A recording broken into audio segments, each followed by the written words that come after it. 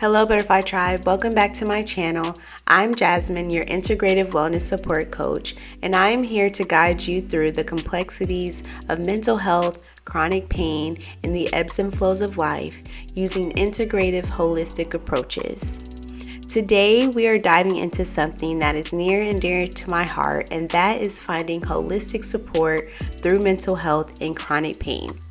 We will explore thoughts and behaviors that support a healthy change in well-being. Now, if you see me looking down, you guys, that's because I'm looking at my slides on my iPad, which is right in front of me. So if you see me looking down, that's why. Okay, so integrative health is all about combining the best of conventional medicine with evidence-based holistic approaches. The wonderful thing about integrative health is that it doesn't just focus on one aspect of the person and their well-being. It focuses on the whole person, and that includes mind, body, and spirit.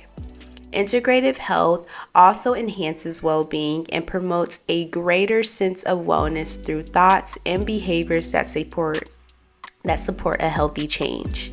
So for today's video, we are going to focus on the power of holistic approaches such as humility, nurturing our relationship with God, and mindfulness, which can also work alongside conventional medicine. And these three evidence-based practices, they speak directly to the mind, body, and spirit, which is the wholeness of a person, and together they offer tools to navigate chronic pain and mental health struggles through hope, strength, and perseverance. To start off our video today, we're going to start with humility first. And within humility, we're going to focus on the inner connection of having inner balance and outer grace. So until I struggled with mental health, I did not know what humility was. It had never been anything to cross my mind. However, through my struggles, it helped me to view myself in a different light, through a different lens, just another way to explain it. So humility reminds us that we are human, and in our humanness, we have strengths, we have desires, we have capabilities, we have flaws, we have limitations, and all of these things make up the wholeness of a person. But at times, when it comes to our imperfections, our flaws, our limitations, at times we get caught up in those things, and it blinds us to seeing our strengths and the things that we are capable of doing or bringing about change within our life. When we choose to look beyond humility,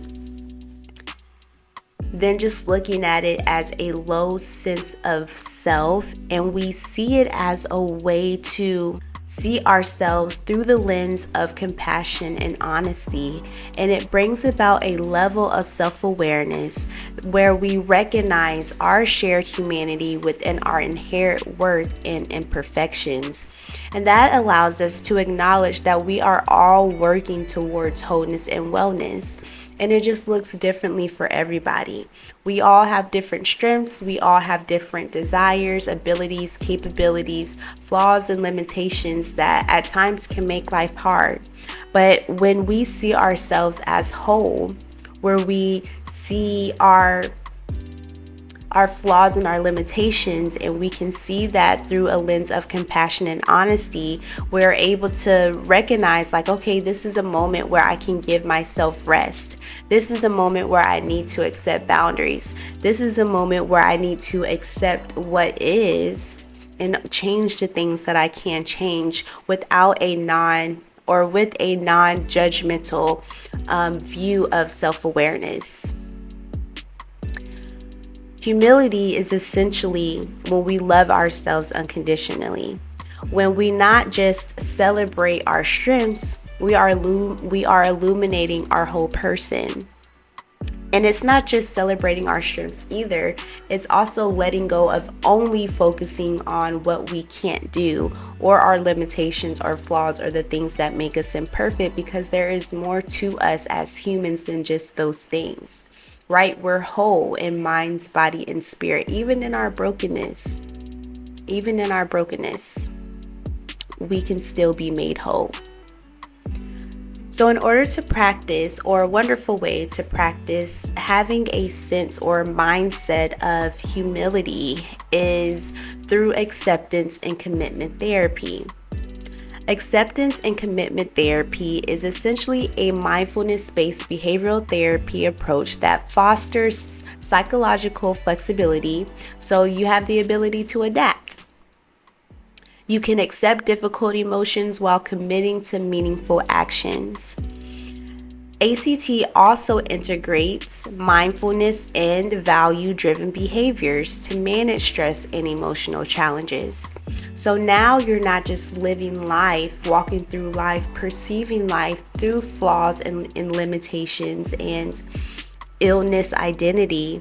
You're walking into life with things that are important to you, with things that you value, with things that bring you purpose and happiness in life. So even though you may have this illness or this disorder or this disease, you're not allowing that to be the only focus, the only lens at which you see yourself and at which you see life. So there's this resource called positivepsychology.com, and you can visit the link. I'll put the link in my bio, and it has a full description of what acceptance and commitment therapy is, and it also gives you some wonderful resources to try out. So I love that. Acceptance and commitment therapy, there are 6 core processes of acceptance and commitment therapy. Acceptance is, instead of avoiding or suppressing distressing emotions, you allow them to exist without judgment, which is what we spoke about before. There's also cognitive delusions. So it breaks that detachment from unhelpful thoughts and into seeing them as a passing mental event rather than absolute truths. It also brings about the ability to be present. So mindfulness, which is the ability to be present, it enhances awareness of the present moment and reduces rumination and automatic reactions, which at times when you have been diagnosed with an illness or disorder or disease, at times we get caught up in those ruminating thoughts of what this disease or illness has brought into our lives, and we lose sight of our strengths and desires and the things that we can do within our life in order to create wellness.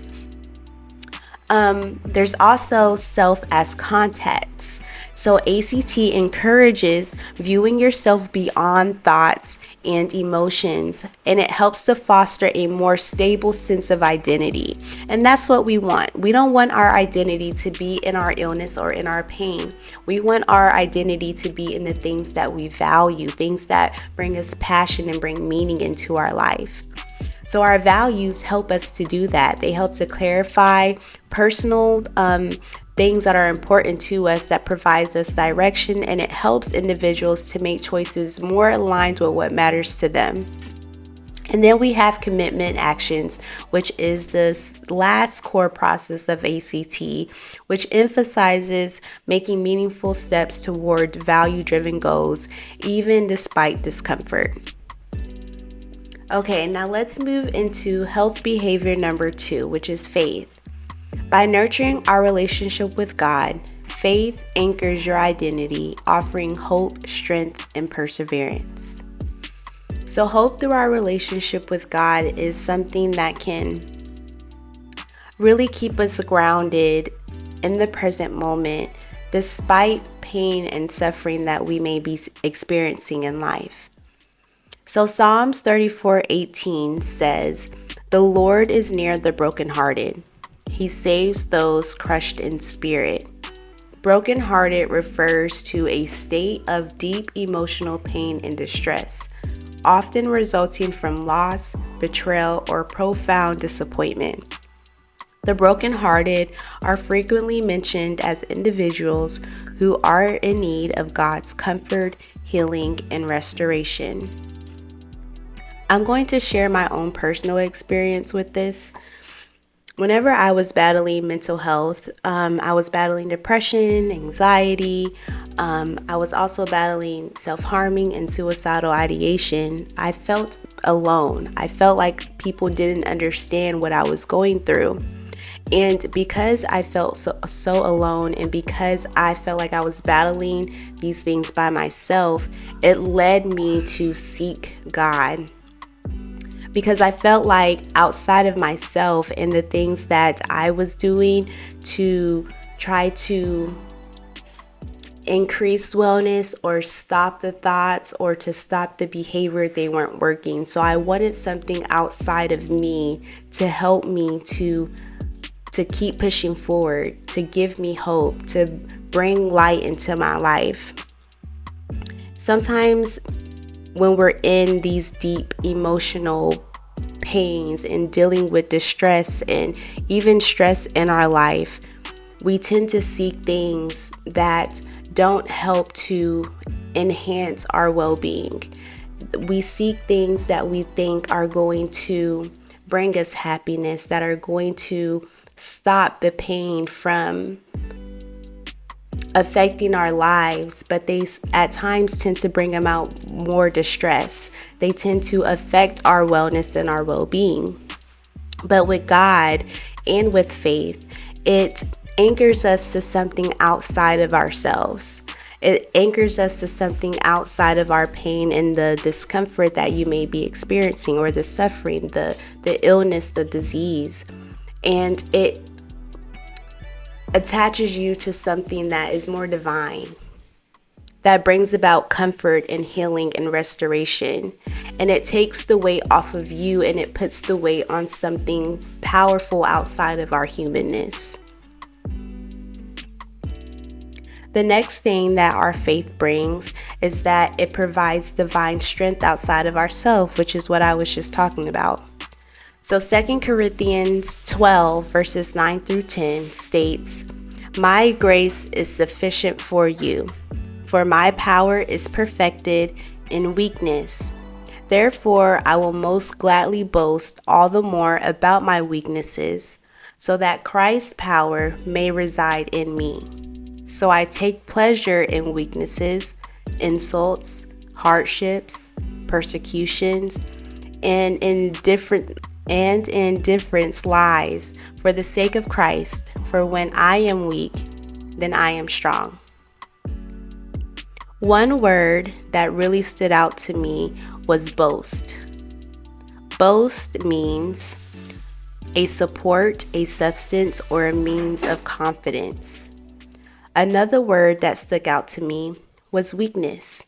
Boasting in our weakness. Weakness means strengthless. It means to be weak. It also means weakness of the body, infirmity, disease, or sickness. When we confidently boast in our weaknesses, it means we are acknowledging that we can't do everything on our own, and that's okay. It's about recognizing that our limitations are not limitations for God. It's a mindset shift where we stop trying to hide or be ashamed of our weaknesses, and instead we let God's power work through them. For example, if you're struggling with public speaking, instead of trying to hide it, you could say, "I'm not great at public speaking, but I'm going to trust that God will give me the words to say," and allow that to encourage you, allow that to give you hope. So you're no longer resting on yourself. You're no longer putting your hope in you to rescue you. You're allowing God, through your faith, to bring about the strength that you may be needing when times are hard. The next thing that our faith brings is perseverance and community. So the Webster Dictionary describes perseverance as the continued effort to do or achieve something despite difficulties, failure, or opposition. That continued effort can be supported and encouraged through community found in faith and relationship with God. For instance, social support is defined as information from others that show that one is loved and cared for, esteemed and valued, and part of a network of communicated and mutual obligations. Through faith-based community and personal relationship with God, you can receive information such as resources, emotional support, others' personal stories, or testimonies that can encourage and inspire you through trying times. One thing I want y'all to take away from this is that whenever you're battling some form of illness, you don't have to do it alone. Even if you don't have physical family around, even if you don't have physical friends around, spiritually, you always have God by your side. And that's where your faith lies. So how can you incorporate your faith into daily practice?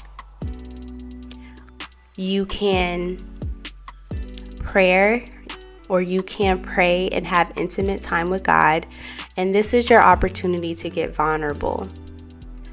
One thing I began to practice in the beginning of my mental health journey as I was seeking God was I began to just share with Him what was on my heart, regardless of how I was feeling. So if I was sad, I would share that with Him. If I was depressed, I would share that with Him. If I was feeling low because of pain, I would share that with Him.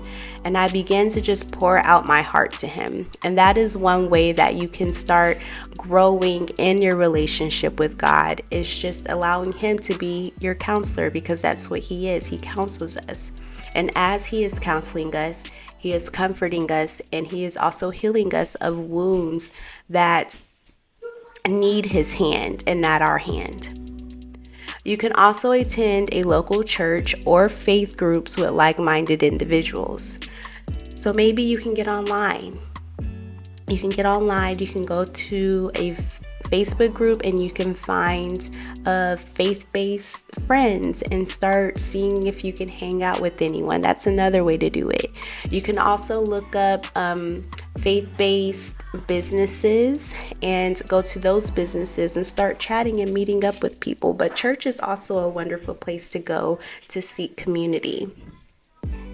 You can also read your Bible. That is another way to start incorporating your faith into daily practice and growing in your faith and growing in your relationship with God.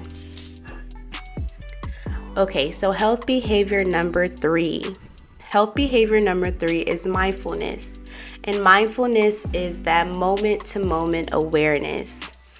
Mindfulness can be more than a practice when we cultivate it into a mindset. So what does mindfulness help with? It helps us to address and acknowledge the present moment without becoming distracted or distressed by stress. Sometimes with battling pain or battling mental illness or mental disorders, within trying to escape that, at times we go to other things in order to keep our mind from being focused on whatever we're experiencing in that moment. But at times that can take us away from truly enjoying life or enjoying the people that we have around us. So mindfulness helps us to be in the present moment despite what may be going on around us or even within us. Mindfulness helps us to approach stressful situations such as pain or depression mindfully. It physically supports the body by reducing psychological symptoms of stress. So it helps to reduce the stress hormones such as cortisol, and it also helps to reduce heart rate and blood pressure, and it supports a more positive mood and improves self-esteem and self-kindness.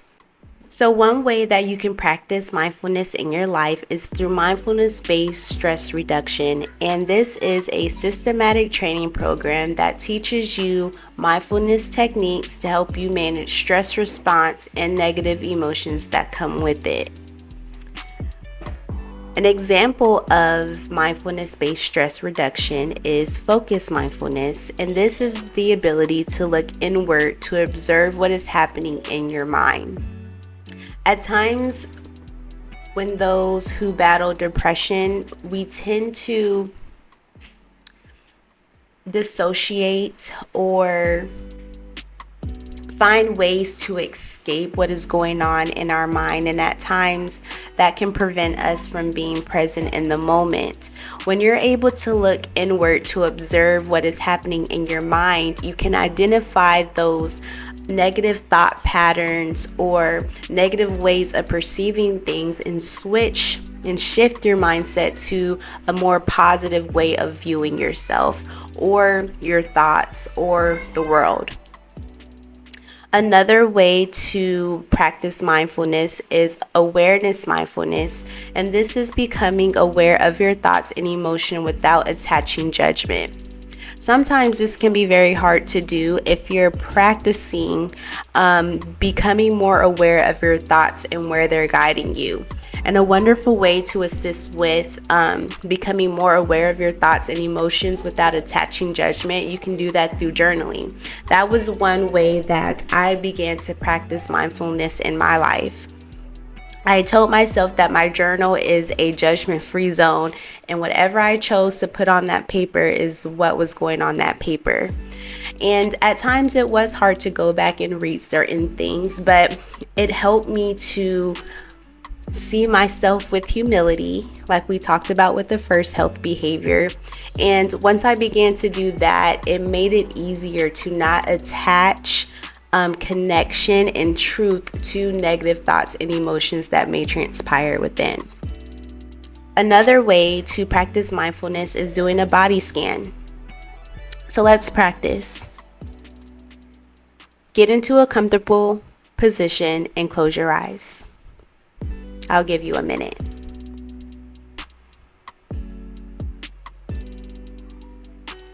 Begin by focusing your awareness on the top of your head and gradually move it down through your body, concentrating on one area at a time.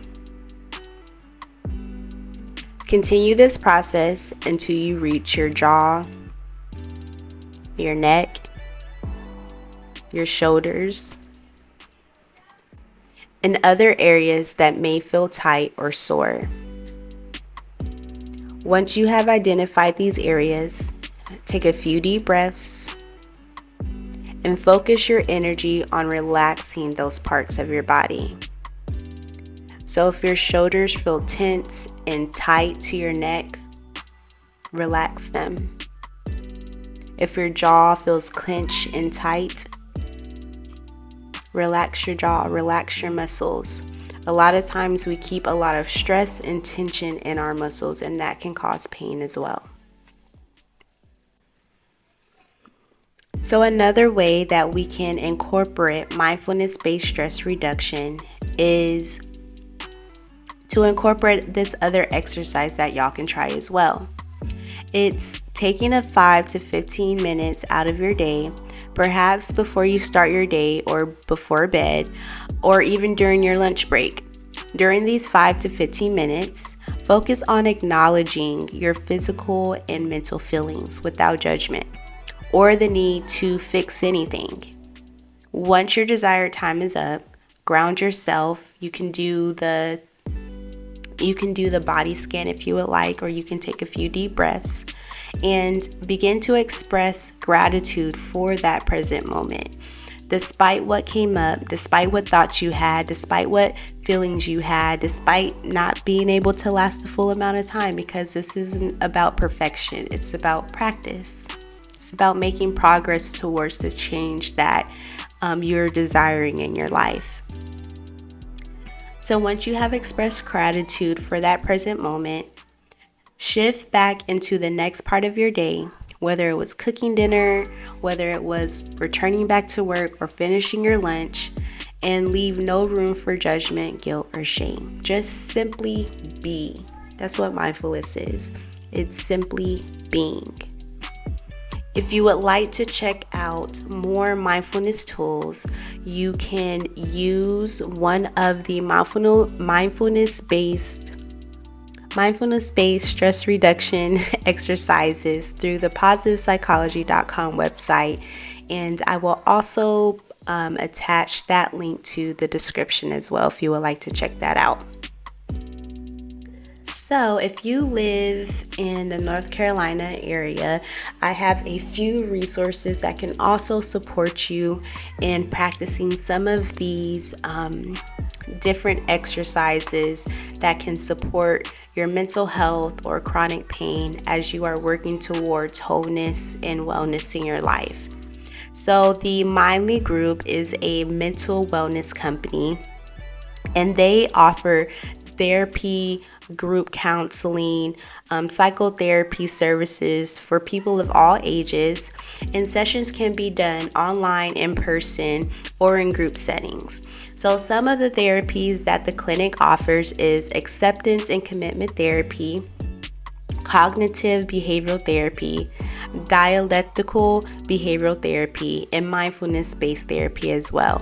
Such therapies can be beneficial to young women who battle mental health and chronic pain because they offer holistic approaches that touches on thinking patterns, belief systems, coping skills as a way to increase quality of life and well-being. You can also pick your own therapist. So if there's a therapist that you see and you want to try them out, you can definitely do that. And if that therapist doesn't work for you, you're always more than welcome to choose a different therapist. Another resource that you can try as well is the National Alliance on Mental Illness. And the National Alliance of Mental Illness provides a mental health advocacy, education support, and even public health awareness for individuals and families who battle mental illness. Their vision is to build a community where those who are affected by mental health conditions can live a healthy and full life. Some of the resources that they offer are crisis support, scientific research, evidence for different treatment options. I thought that was really dope. Peer support events, and even opportunities for advocacy as well.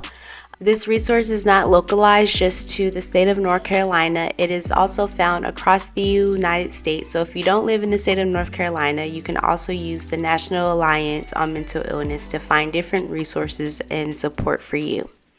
Another resource that you can try is Jasmine's Butterfly and Coaching LLC. My business is to support young faith-based women through the complexities of mental health and chronic pain through the use of holistic approaches such as Bible verses, natural remedies, self-assessments, journal prompts. I have my own personal experience with mental health and chronic pain as well, so I'm here to support you as your coach to recovery and to help you find different holistic approaches that can support you through your wellness journey. Another resource that you can look at as well is Chronic Hope Counseling.